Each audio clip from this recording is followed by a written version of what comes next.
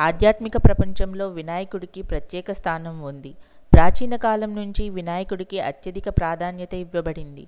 సాధారణ మానవుల నుంచి మహర్షులు, దేవతల వరకు వినాయకుడిని ఆరాధించకుండా ఏ పనిని ఆరంభించరు.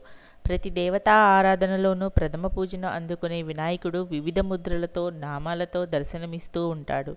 ప్రతి ఒక్కరూ తమకి సంబంధించిన ఏ పనిలోనూ ఎలాంటి ఆటంకాలు కలగకుండా ఉండాలని వినాయకుడిని కోరుకుంటూ ఉంటారు.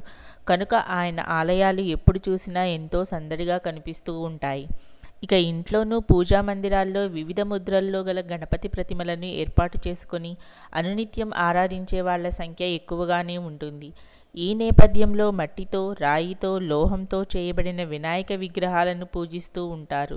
సాధారణంగా వినాయకుడిని పూజిస్తే కార్యసిద్ధి కలుగుతుందనే విషయం అందరికీ తెలిసిందే.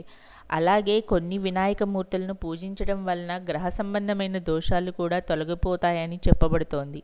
ఈ నేపథ్యంలో కుజగ్రహ సంబంధమైన దోషాలతో ఇబ్బందులు పడుతున్న వాళ్ళు రాగితో చేయబడిన గణపతిని ఆరాధించాలని చెప్పబడుతోంది.